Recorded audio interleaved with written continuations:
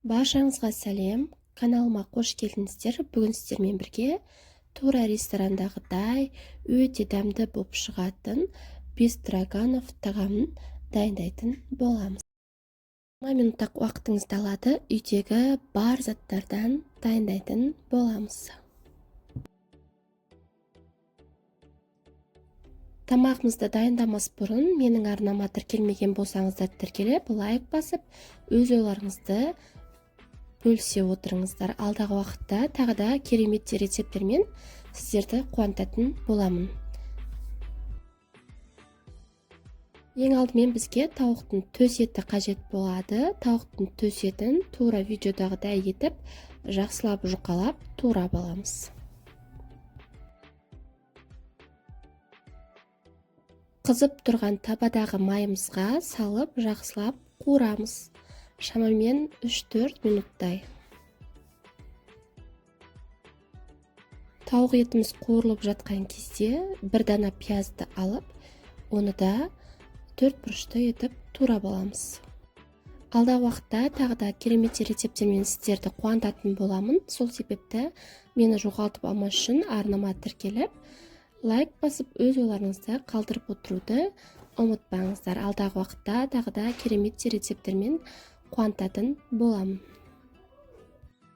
Қуырылып жатқан тауық етінің үстіне жаңағы тураған пиязымызды салып, тағы да шамамен 3 минуттай қуыратын боламыз. Құрамына қажетті заттардың барлығын төменге описание бөліміне қалдыратын боламын. Описание бөлімінен кіріп қарай аласыздар. Дәміне қарай шамамен жарты ас қасықтай тұз қосамыз. Тауығымыздың үстінен 200 мг суға 2 ас қасық томат пастасын салып, жақсылап араластырып, үстінен құямыз. Оны шамамен 6 минутқа қақпағын жауып, бұқтыруға баяу отта қалдырамыз.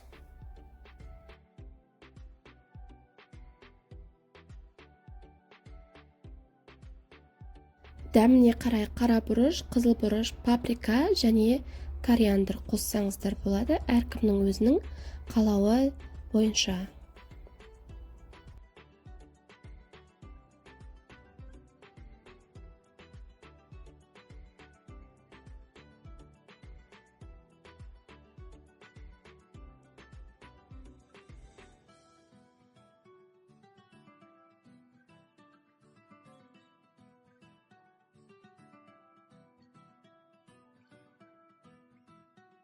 Осы жерде үстіне 3 ас қасық қаймақ және 2 тізше сарымсақ қосамыз, яғни чеснок. Үткіштен өткізіп, немесе ұсақтап, турап қоссаңыздар да болады. Барлығын жақсылап араластырып, қақпағын жауып, шамамен 3 минутқа қалдырамыз. Осымен біздің тағамымыз дайын болды, өте дәмді болып шығады. Қасына гарнирға макарон, күріш немесе пюре ұсынсаңыздар болады. Әркімнің өзінің қалауы бойынша. Жасап, үй іштеріңізді қуантыңыздар. Құрметті көрермендер, менің арнама тіркелмеген болсаңыздар тіркеліп, лайк басып, өз ойларыңызды қалдыра кетіңіздер. Қазақша фудблогтың, яғни қазақша контенттің дамуына аз да болса, өз үлестеріңізді қоса отырыңыздар. Алдағы уақытта тағы да керемет рецепттермен бөлісетін боламын. Сіздермен болған Мадина Аделбековна.